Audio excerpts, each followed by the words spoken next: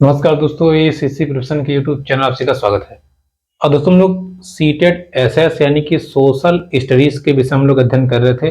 अब तक हम लोगों ने क्लास 6, 7 और 8 के जो हिस्ट्री का सेक्शन है उसको कवर कर लिया है, या आप मोटे तौर पे कह सकते हैं कि सामाजिक विषय में जो इतिहास का सेक्शन है उसको हमने कवर कर लिया है। बाकी जो चीजें रहेंगी हम प्रैक्टिस सेट में भी देख लेंगे, लेकिन सिलेबस के अकॉर्डिंग हमारा कंप्लीट हो चुका है। अब हम आज से दूसरा सेक्शन शुरू करेंगे, जो कि दूसरा हमारा सेक्शन है सामाजिक एवं राजनीतिक जीवन। ठीक है, देखिए या आप मोटा मोटा कह सकते हो कि आज से हम लोग पॉलिटिक्स की शुरुआत करने जा रहे हैं। ठीक है, पॉलिटिक्स मतलब राजनीतिक शास्त्र। ठीक है, तो सामाजिक एवं राजनीतिक सामाजिक एवं राजनीतिक जीवन के विषय में आज से हम लोग अध्ययन करना प्रारंभ करेंगे। ठीक है, या पॉलिटी की आप डायरेक्ट पॉलिटी भी बोल सकते हो। इसको भी हम लोग वैसे ही करेंगे, पहले क्लास 6 का, फिर 7 का, फिर 8 का। तत्पश्चात हम लोग भूगोल को अध्ययन करेंगे और हमारा एसएस पूरी तरह से कंप्लीट हो जाएगा। तो चलिए हम शुरू करते हैं आज से सामाजिक एवं राजनीतिक जीवन के विषय में। ठीक है, देखिए पहला जो चैप्टर है वो है विविधता। विविधता, अब शब्द से समझिएगा पहले विविधता मतलब क्या। जैसे सिंपल सी बात है, जब आप अपने परिवार को ही देख लीजिए, परिवार में आप क्या देखेंगे, जैसे कुछ काले रंग के लोग होंगे, कुछ गोरे रंग के, कुछ गेहुआ रंग के लोग होंगे, कुछ मोटे होंगे, कुछ पतले होंगे, किसी की आवाज बहुत भारी होगी, किसी की बहुत पतली होगी। ऐसे ही जब आप कक्षा में जाते होंगे पढ़ने के लिए, जब छोटे होंगे आप, तो उस कक्षा में आप देखते होंगे कई सारे बच्चों की नाक बहती होगी, कई सारे बच्चे साफ सुथरे होंगे, कई सारे बच्चे बाल एकदम टेटा के आते होंगे, कई मुर्गा छाप वाले आते होंगे। ठीक है, कहने का तात्पर्य ये है आप अपने आसपास ही देख रहे होंगे कि विभिन्न भिन्न प्रकार के लोग होते हैं। सबके सब इंसान हैं, सबके सब आदमी हैं, सबके सब औरतें हैं, लेकिन उनमें भी अलग अलग प्रकार के लोग हैं। तो इसी चीज को कहा जाता है विविधता। क्या कहा जाता है? विविधता। अगर आपके परिवार में है तो परिवार में विविधता, आपके शहर में है तो शहर में, गांव में है तो गांव में, स्कूल में है तो स्कूल में। ऐसे ही अगर हम बड़े पैमाने पे समझें इस चीज को, यानी कि अपने देश के पैमाने पे समझे, भारत के पैमाने पे, तो भारत में विविधता का तात्पर्य क्या है समझिएगा। देखिए, जैसे अगर हम लोग यूपी के हैं, उत्तर प्रदेश की बात कही जाए तो हम लोग कहते हैं कि यहाँ यार गर्मी पड़ती है, बरसात भी होती है और उसको ठंडी भी पड़ती है। यही बात अगर हम आपसे कह दे, आप चले जाइए जम्मू कश्मीर में, तो जम्मू कश्मीर में आप देखेंगे हमेशा ठंडी रहती है। ठीक है, और उसके बाद दक्षिण भारत में चले जाएंगे तो वहां पहाड़ी इलाके हैं, वहां का माहौल ही अलग है। आप महाराष्ट्र में चले जाइए, वहां का टेम्परेचर लगभग एक समान रहता है। वहां आप और चीजें देखेंगे कि एक किनारे समुद्र है, एक किनारे जमीन है। तो तमाम प्रकार की ये तो हुई ऐसी विविधता जो आप देख के समझ जाएंगे। भाषाओं में अंतर मिलेगा, खान पान में अंतर मिलेगा। हम लोग यहाँ कुछ अलग चीजें खाते हैं, महाराष्ट्र में कुछ अलग खाएंगे, गोवा में कुछ अलग खाएंगे। यानी कि हमारी भाषा भी अलग अलग है, हमारे खान पान अलग अलग है, हमारे पहनावे अलग अलग हैं। सब कुछ अलग अलग आपको देखने को स्पष्ट मिलेगा। उसी चीज को हम क्या कहते हैं? विविधता। फॉर एग्जाम्पल, जो आपको बुक में दिया है वो दिया है लद्दाख के विषय में। देखिए, लद्दाख के विषय में बताया है कि यहाँ वर्षा बहुत कम होती है। बहुत कम मतलब न के बराबर। ठीक है, न के बराबर यहाँ वर्षा होती है।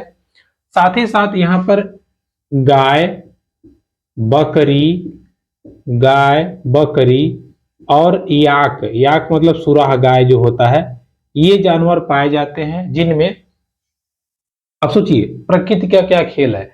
यहाँ हमेशा ठंडी पड़ती है, लद्दाख में हमेशा ठंड ठंड वाला इलाका रहता है पूरा।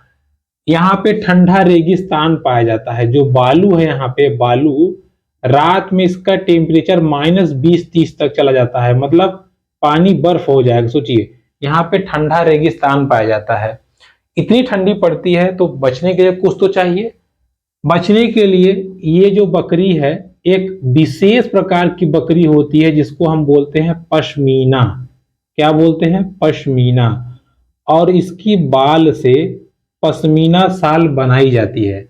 सोचिए 8 बाल, उस बकरी का हम 8 बाल लेंगे तो हमारे एक बाल के बराबर होगा। इतना महीन होता है। हमारा एक बाल तो खुद नहीं दिखता है, उसके 8 बाल हमारे एक बाल के बराबर। साथ ही साथ इस ये जो स्वेटर बनाया जाता है, सॉरी, ये जो शाल बनाई जाती है 250 घंटे लगते हैं बनाने में, यानी कि लगभग 10 दिन, लगभग 10 दिन लगते हैं इस एक साल को बनाने में। और ये साल इतनी पावरफुल होती है कि आप 6 स्वेटर लाद के भैंसे की तरह मोटे होने से अच्छा है आप एक साल ओढ़ लीजिए, आपकी ठंडी गायब हो जाएगी। इतनी गर्मी इस साल में होती है, ठीक है। तो पश्मीना शाल ठंडी के लिए बहुत इंपॉर्टेंट है, इस चीज को ध्यान रखिएगा। ये कहाँ की बात हो रही है? लद्दाख की। लद्दाख हमने क्या देखा भाई? ठंडी पड़ रही थी, पहाड़ी इलाका है, वर्षा बहुत कम होती है, साथ ही साथ वहां पे एक विशेष प्रकार की बकरी पाई जाती है जिसको हम क्या कहते हैं? पश्मीना कहते हैं, ठीक है। इस चीज को ध्यान रखे रहिएगा। एक चीज और, लद्दाख जो है वो तिब्बत से सटा हुआ है। तिब्बत कहाँ है? चाइना में, ठीक है। लद्दाख से तिब्बत सटा हुआ है। यहाँ पे एक गाबा केसर नामक का ग्रंथ लिखा गया है, इस ग्रंथ में इस बात का जिक्र है, ठीक है। लद्दाख किसे सटा हुआ है? तिब्बत से। इस चीज को ध्यान रखे रहेगा। क्लियर हुआ? ये लद्दाख हमारे भारत के एकदम ऊपरी हिस्से पे है। वही हम बात करें निचले हिस्से पे, केरल आता है। क्या आता है? केरल। देखिए, केरल एक तरफ समुद्र से घिरा हुआ है, दूसरी तरफ यहाँ पे बहुत सारी पहाड़ियां हैं, और इन पहाड़ियों पे काली मिर्च, काली मिर्च के बाद लौंग, लौंग के बाद में इलायची, या आप मोटा मोटा कह सकते हो मसालों का भंडार है, ठीक है। किसका भंडार है? मसालों का भंडार है। मसाले जो होते हैं उनका भंडार है। क्लियर? मसाले यहाँ बहुत अधिक प्रकार के पाए जाते हैं, ठीक है। किसकी बात हो रही है? केरला की। और केरल में जो मछली पकड़ने का जाल होता है, वो जाल जो फेंकते हैं, ठीक है, उसका नाम है चीना। अच्छा, जाल मतलब जैसे कि जाल समझते हैं ना, जो जैसे जो मछली पकड़ी जाती है तालाबों में या गांव में, जो जाल फेंकते हैं, जो पछुआरे होते हैं, उसका नाम क्या है? चीना वाला। चीना वाला, ठीक है।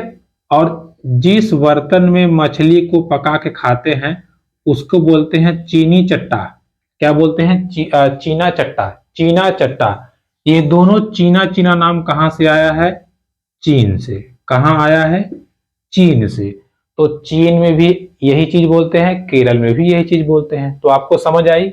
अब देखिए, दो चीज आपने देखा, एक भारत का ऊपरी वाला हिस्सा लद्दाख, लद्दाख में हमने काफी सारी चीजें देखी, वहां पे ठंडी पड़ती है, वहां पे क्या पड़ता है। फिर हमने केरल की बात की, केरल में हमने क्या देखा? समुद्र है, पहाड़ी इलाके हैं, यहाँ पे पहाड़ों पे लौंग वगैरह पाए जाते हैं।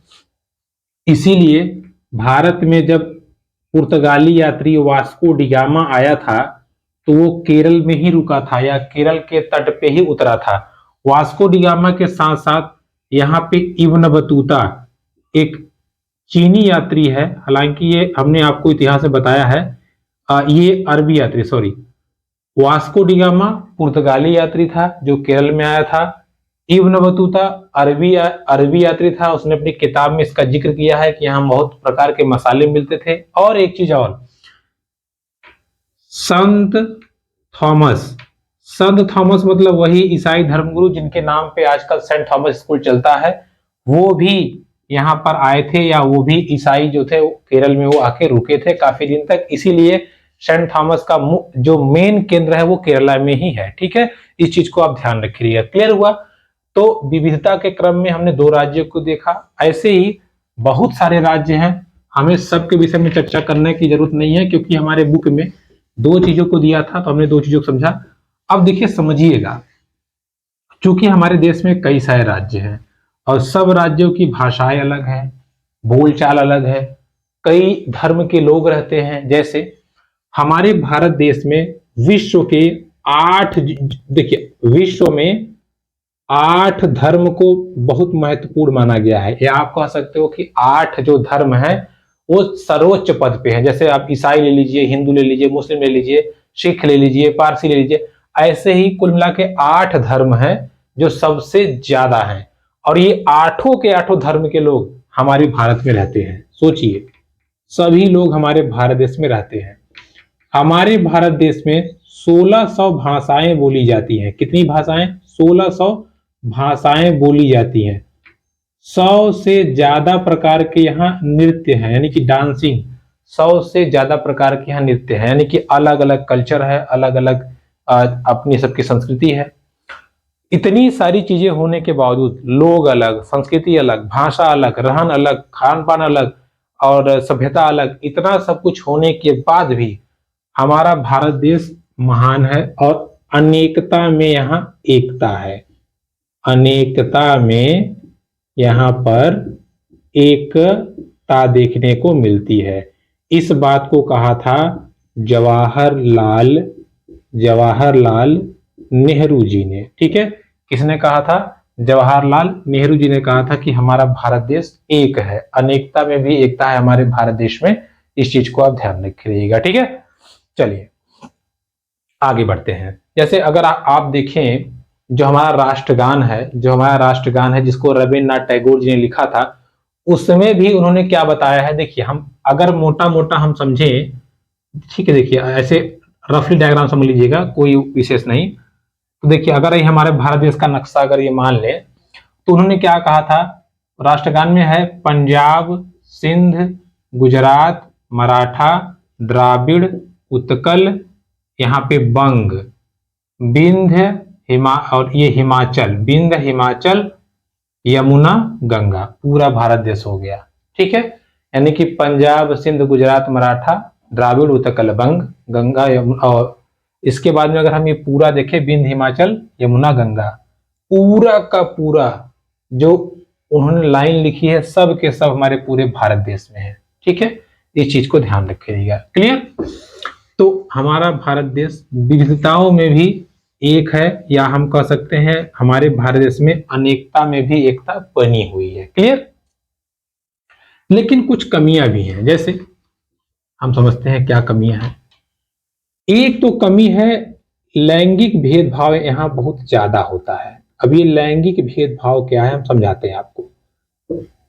देखिए, लैंगिक भेदभाव मतलब लड़का और लड़की करना, यानी कि पुरुष और गर्ल्स, महिला। देखिए कैसे जनरली होता क्या है, हम बचपन देखते हैं अगर कोई लड़का रो रहा है, हम लोग चुप बेटा चुप हो, तुम शेर हो, तुम बहादुर हो। लड़के रोते नहीं हैं, लड़के बहादुर होते हैं। काहे भैया?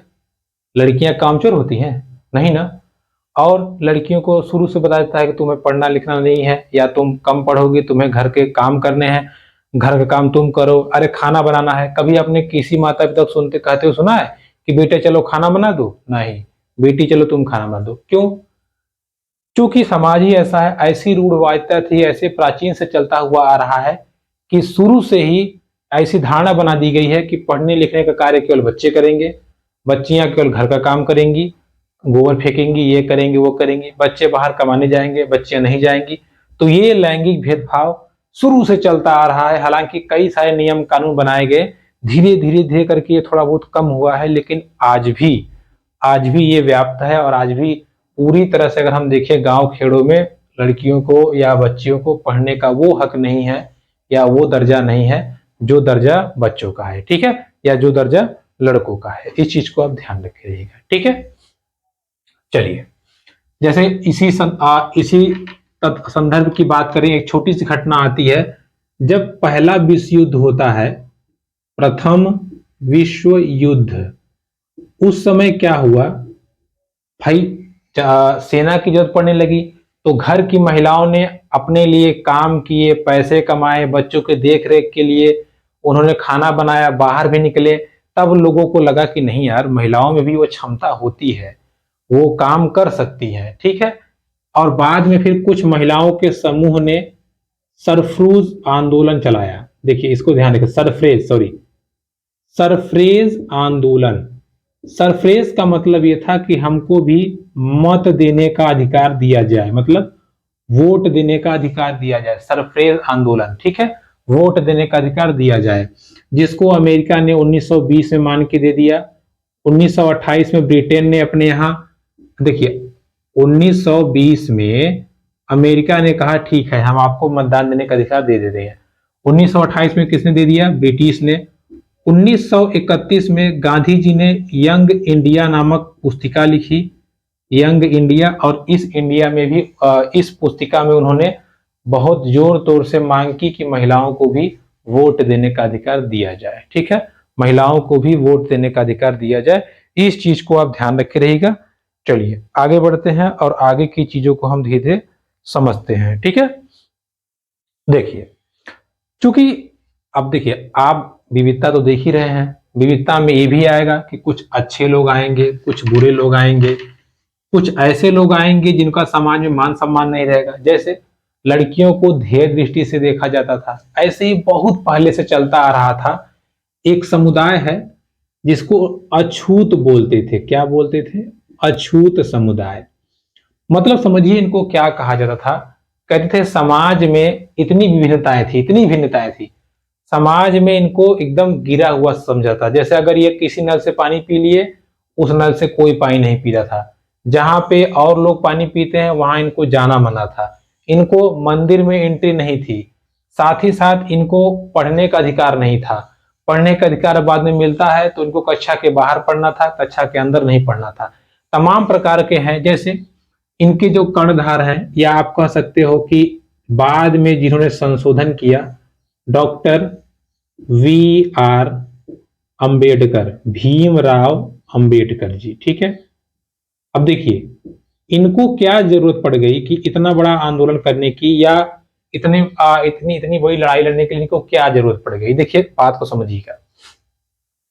हुआ क्या कि 1901 में जब ये मात्र 9 साल के थे, 9 साल के थे, तो ये अब महाराष्ट्र में इनके पिताजी काम करते थे। ये अपने पिताजी से मिलने गए। ठीक है, गांव का नाम था कोरेगांव। कोरेगांव ये इनके पिताजी काम करते थे, ये मिलने गए। जब ये स्टेशन पे पहुंचे, स्टेशन पे पहुंचे, समझिएगा बात को, तो वहां का जो स्टेशन मास्टर था वो देखा, बेटा तुम कहाँ आए हो? काफी देर तक ये इंतजार करते हैं कि ट्रेन आएगी, हो सकता है ट्रेन उस दिन लेट रही हो या गड़बड़ हो गया हो। तो स्टेशन मास्टर ने पूछा, देखा कि दो बच्चे हैं, बड़े साफ सुथरे लग रहे हैं, अच्छे कपड़े पहने हैं, तो लोगों को मन में धारणा क्या जाती है, जैसे अगर कोई आए आपके सामने बढ़िया टाई बेल्ट लगाए, पूरा सूट में, तो आपको लगेगा अच्छे घर से है। ठीक है, तो वैसे इस समय थे ये। तो स्टेशन मास्टर लगा कि भाई बेटा तुम क्या मतलब कि कहाँ से आए हो, किसको ढूंढ रहे हो? तुमने कहा हम अपने पिताजी के पास जाना चाहते हैं, हमारे पास कोई सुविधा नहीं है, कैसे जाएं? अच्छा अच्छा, रुको हम व्यवस्था कराते हैं। अब ये बातचीत हो रही रहेगी, जलपान भी कराया उसने। लेकिन फिर उसने पूछा, बेटा तुम किस जाति के हो? तो इन्होंने बताया कि हम महार जाति के हैं। किसके? महार जाति। महार मतलब उस समय महार जाति अछूत जाति थी। महाराष्ट्र में एक अछूत जाति थी जिसके हाथ से पानी पीना मना था या पाप समझा था। तब स्टेशन मास्टर हड़क गया, अरे तुम अछूत हो? वो बिना बोले चुपचाप वहां से चला गया। अब ये लोग ऐसे देखते रह गए कि हमारे पास मदद के लिए कोई नहीं है। और ये खबर इतनी आग की तरह फैल गई कि बाद में स्टेशन मास्टर 3 घंटे बाद आया, पूछा तुम लोग अभी यहीं गए नहीं? उसका रवैया पूरा बदल गया। तो उन्होंने कहा नहीं, हमें अपने पिताजी का इंतजार कर रहे हैं। कहे तुम लोग कैसे जाओगे? तो इन्होंने कहा कि कुछ व्यवस्था कर दीजिए ताकि हम अपने पिताजी के पास पहुंच जाए। तब स्टेशन मास्टर जाता है बगल में, बैलगाड़ी से मोल भाव करता है कि इनको छोड़ दो। लेकिन जैसे ही बैलगाड़ी वालों को पता चलता है कि ये महार जाति के हैं, कोई भी इनको ले जाने के लिए तैयार नहीं होता। यहां तक कि ये दुगुना तिगुना दाम देने को तैयार थे, फिर भी कोई तैयार नहीं हुआ। अब आप सोचिए, आप किसी ऐसी जगह पे हो, आप 8-9 साल 10 साल के हो, आप कहीं जाना चाहते हो, आपको केवल इसलिए नहीं बैठाया जा रहा है कि आप एक विशेष जाति के हो, तो आपके ऊपर क्या बीतेगी। इन्हीं सब चीजों को देख करके इनका मन बहुत दुखी हुआ। और बाद में जब वो सक्षम हुए, जब वो संविधान सभा में आए, तब इन्होंने एक ऐसे संविधान का निर्माण किया जो सबको समान पद पे लाके रख सके। तो इसीलिए संविधान निर्माता में, या संविधान निर्माता इनको माना जाता है, और ये बहुत उच्च कोटि के पढ़े लिखे व्यक्ति माने जाते हैं। बाद में इनकी विषय हम डिस्कस करेंगे और अच्छे से जब पॉलिटी का सेक्शन आएगा। अभी यहीं तक पर्याप्त है। ठीक है, चलिए। हाँ, एक चीज और, इन्होंने अछूत शब्द को बदल करके नाम दिया दलित वर्ग। और इस दलित वर्ग का अर्थ है दबाया गया या कुचला गया, मतलब ऐसा वर्ग जिसको आगे बढ़ने नहीं दिया गया। ठीक है, इस चीज को आप ध्यान रखिएगा। तो दोस्तों अभी तक हमने क्या समझा? हमने अभी तक समझा कि भारत में विविधता कैसी थी, उस विविधता का असर क्या था। विविधता के साथ साथ हमने 2 राज्यों को भी कंपेयर किया। उसके साथ हमने बालक बालिकाओं का स्थान देखा, और साथ ही साथ हमने समाज के एक दबे कुचले वर्ग के विषय में समझा कि कैसे एक व्यक्ति को क्या क्या झेलना पड़ा, ऐसे ही उस समुदाय को क्या क्या झेलना पड़ता है। ठीक है, चैप्टर हमारा समाप्त होता है। अब हम आगे चर्चा करते हैं जो हमारा अगला चैप्टर है, या आप कह सकते हो जहां से पॉलिटिक्स की शुरुआत होती है। दूसरा हमारा चैप्टर है, सिंपल सा चैप्टर लिखा है सरकार। ठीक है, अब ये सरकार है क्या, देखिए मोटे तौर पे समझे तो पहले राजा महाराजाओं का राज्य था, तो उसको हम लोग बोलते थे राजतंत्र। राजतंत्र मतलब जैसे कि देश का जो भी, देश में क्या होगा, कैसे होगा, कहाँ घर बनेगा, कहाँ गिरेगा, कहाँ सड़क बनेगी, कहाँ नदी नाला, कहाँ खेती बाड़ी, कैसे क्या करना है, सब निर्णय कौन लेता था, पूरा का पूरा निर्णय कौन लेता था, राजा लेता था। ठीक है, राजा ये निर्णय अपने मंत्रियों की सहायता से लेता था, और ये मंत्रियों के बाद छोटे छोटे उपमंत्री होते थे। ठीक है, और फिर ये उपमंत्री के बाद में छोटे गांव के अधिकारी, या कह सकते हो आप शहर के अधिकारी बनाए रहते थे, लेकिन मेन प्रधान कौन होता था, राजा। राजा जो चाहे वो कर सकता था। ठीक है, राजा के बाद उसके बेटे, उसके बेटे, उसके बेटे चलते थे। लेकिन अभी ये प्रक्रिया बदल गई है। हमारे भारत देश में इस समय लोकतंत्र है, राजतंत्र नहीं है। क्या है, लोकतंत्र। लोकतंत्र का अर्थ यह है जनता द्वारा चलाया जा रहा शासन। जनता ही चुनाव के माध्यम से प्रधानमंत्री हो गए, मुख्यमंत्री हो गए, एमएलए हो गए, एमएलसी हो गए, यानी कि सांसद हो गए, विधायक हो गए, ग्राम पंचायत में प्रधानों का चुनाव, बीडीसी, नगर निकाय आयुक्त, जितने सारे होते हैं, मतलब नगर निकाय के जो आपके चेयरमैन वगैरह होते हैं, सबकी नियुक्ति या सबको चुनाव कौन करता है, लोकतंत्र। इसमें और इसमें अंतर यही है कि राजा के बाद इसका बेटा ही राजा बनता था, लेकिन यहाँ पर अगर 5 साल के लिए सरकार चुनी गई, जनता ने देखा अगर काम अच्छा नहीं किया गया, तो जनता उनको लात मार के सीट से हटा सकती है, या चुनाव के द्वारा नए लोगों का चुनाव वो कर सकती है। साथ ही साथ जनता को ये भी अधिकार है कि ये विरोध जाके करे। अगर मान लीजिए कोई काम गड़बड़ कर रहा है तो आंदोलन के द्वारा काम सही करने पे मजबूर कर सकती है। यहाँ ऐसा कुछ नहीं था। ठीक है, तो हमारे यहाँ क्या चल रहा है इस समय, लोकतंत्र। तो सरकार आपको समझ में आ गया होगा, सरकार क्या होता है, शासन व्यवस्था को चलाने के लिए एक संस्था होती है, या शासन व्यवस्था या देश चलाने के लिए जो संस्था होती है उसको हम सरकार कहते हैं। ठीक है, मोटे मोटे तौर पे देखा जाए तो सरकार का जो गठन है वो 3 स्तर पे होता है। पहला, स्थानीय स्तर पर, स्थानीय स्तर पर। दूसरा, राज्य स्तर पर। दूसरा, राज्य स्तर पर। और तीसरा, राष्ट्र स्तर पर। राष्ट्र मतलब देश। ठीक है, राष्ट्र स्तर पर। देखिए, ये जो राष्ट्र स्तर है ये क्या होता है ना, बड़ा होता है। जैसे देश में, पूरे देश में कहां कैसा मुद्दा है सब इसके अंडर में रहता है। इसीलिए या इसी राष्ट्र स्तर की पावर से 2 जून 2014 में आंध्र प्रदेश से काट करके तेलंगाना एक नया राज्य बना है। साथ ही साथ ये भी ध्यान रखे रहिएगा, 31 अक्टूबर 2019 को जम्मू कश्मीर और लद्दाख, जम्मू कश्मीर और लद्दाख ये 2 पहले राज्य थे, इनको केंद्र शासित प्रदेश का दर्जा दिया गया है। ठीक है, ये कौन तय करता है, राष्ट्र, देश। क्लियर, ये थोड़ा कार्य था, बता दिए। बाकी हमें शुरू करना है स्थानीय स्तर से। ठीक है, तो सरकार के कितने भाग होते हैं, 3। पहला कौन सा, स्थानीय स्तर। चलिए तो हम चर्चा करते हैं स्थानीय सरकार के विषय में, या स्थानीय स्तर की सरकारें कैसी होती है। स्थानीय की बात करें, जैसे हमारे परिवार में किसका राज्य चलता है, पापा का घंटा चलता है। किसका चलता है, मम्मी का। ठीक है, तो हमारे परिवार में किसका राज्य चलता है, मम्मी का। वैसे ही अगर हम गांव की बात करें, किसकी, गांव की। देखिए, पहले गांव को छोटे छोटे इलाकों में बांटा जाएगा, जिसको कहते हैं वार्ड। वार्ड में चुनाव होगा और वार्ड से एक व्यक्ति चुन के आएंगे, हर एक वार्ड से एक एक व्यक्ति चुन के आएंगे, जिनको हम बोलते हैं पंच। ऐसे ही मान लीजिए यहाँ पे वार्ड 3 वार्ड है गांव में, तो हर एक वार्ड से चुन के आएंगे कौन? पंच। अब ये पंच लोग मिलके चुनाव करते हैं सरपंच का। किसका? सरपंच का।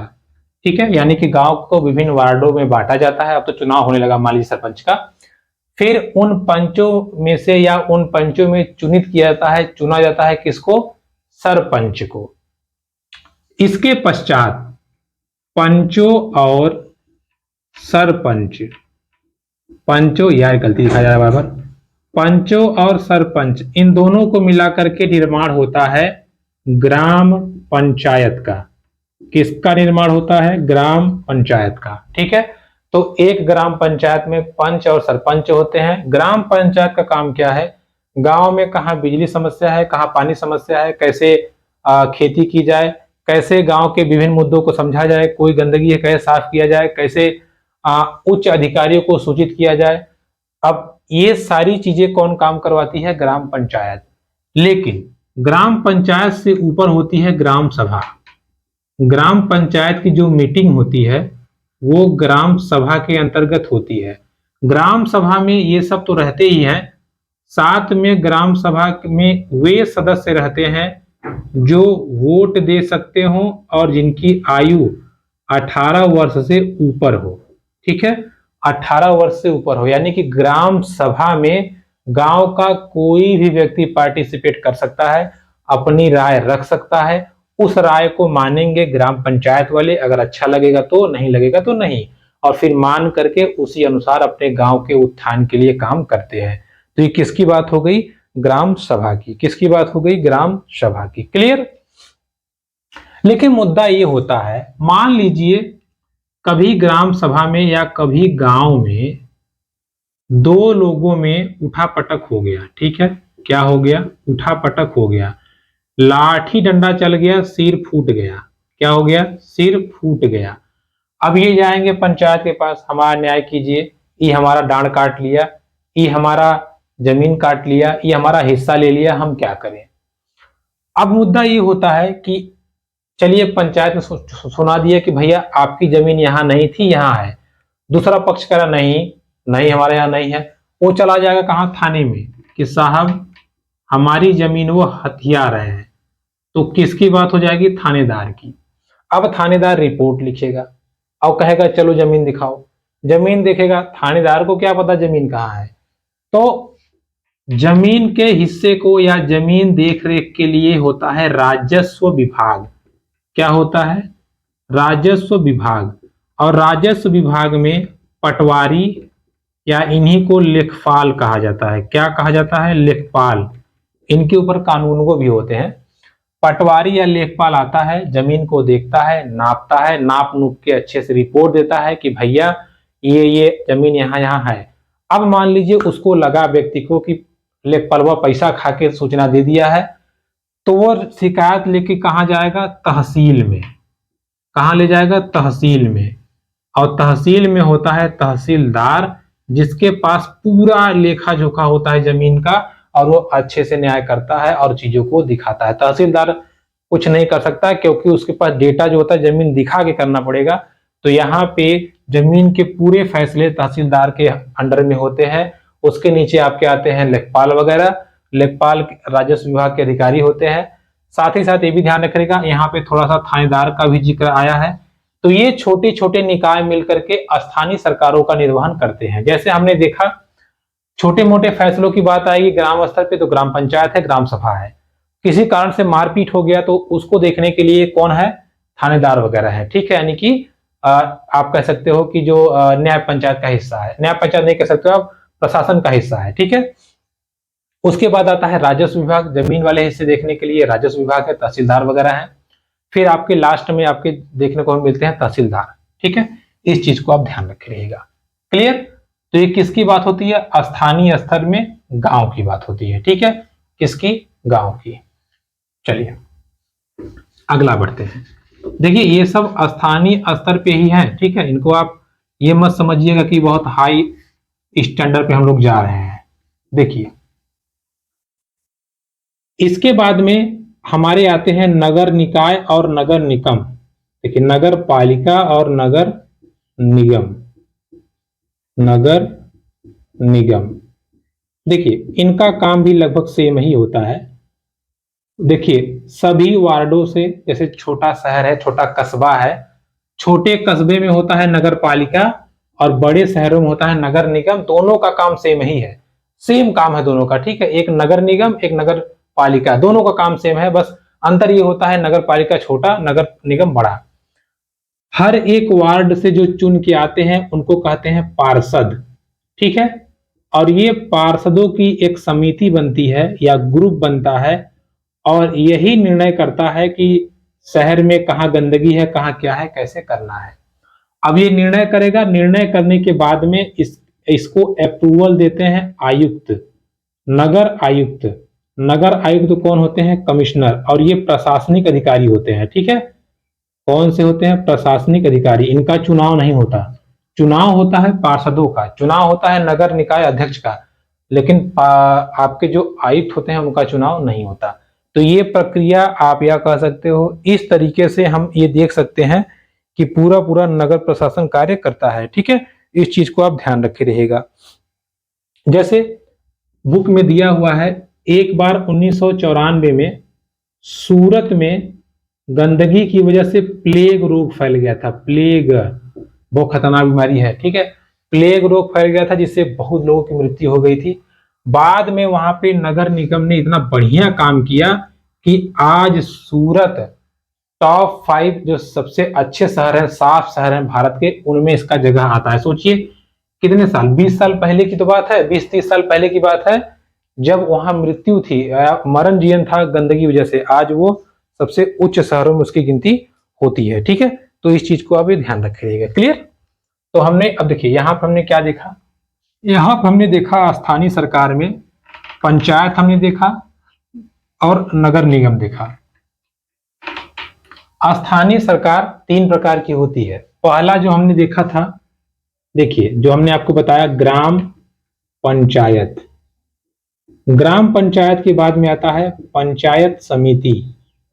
अब ये पंचायत समिति क्या है? जो अभी जस्ट हमने आपको कुछ पहले बताया था, जैसे एक ग्राम पंचायत में तो 1 लोग होंगे, पंचायत समिति मतलब कई सारे गांव के पंचायत के जो अध्यक्ष होंगे वो आएंगे, उनकी मीटिंग होगी। और ये होता है आपका ब्लॉक स्तर पे। ब्लॉक स्तर मतलब विकास खंड स्तर पे ये होता है। तीसरा हमारा है जिला पंचायत। जिला पंचायत या इसको हम बोलते हैं जिला परिषद। क्या बोलते हैं? जिला परिषद, ठीक है। तो सरकार या स्थानीय स्तर की बात करें तो ये 3 प्रकार की सरकारें चलती हैं, इसको आप ध्यान रखे रहेगा। क्लियर? ठीक है। और एक चीज ध्यान रखे रहेगा, आज एक क्वेश्चन छोटा सा है। 2000 एक मिनट, देखिए 2005 में ये कानून बनाया गया है। क्या कानून बनाया गया है कि अब से पिता के संपत्ति पे महिलाओं का भी अधिकार होगा या बेटियों का भी अधिकार होगा। तो इस चीज को भी आप ध्यान रखे रहेगा, ठीक है। देखिए अभी ये चैप्टर की शुरुआती है, अभी आपको लग रहा होगा ये क्या बकवास है, लेकिन यहां से क्वेश्चन बनते हैं तो आपको फंसा देगा। अब क्लास 6 की हम लोगों ने सामाजिक एवं राजनीतिक जीवन की किताब को पढ़ना शुरू कर दिया है। अब सोचिए इतना छोटा वीडियो में हम लोगों ने 6 चैप्टर कंप्लीट कर लिए। कितने? 6 चैप्टर। 2 चैप्टर और कंप्लीट करेंगे, क्लास 6 क्लियर हो जाएगा। उसके बाद 7 और 8 में जब हम पहुंचेंगे तब हमें समझ में आएगा कि हाँ पॉलिटी क्या है और इन सब चीजों का रोल क्या था। तो मिलेंगे आपसे अगली वीडियो में, तब तक के लिए नमस्कार।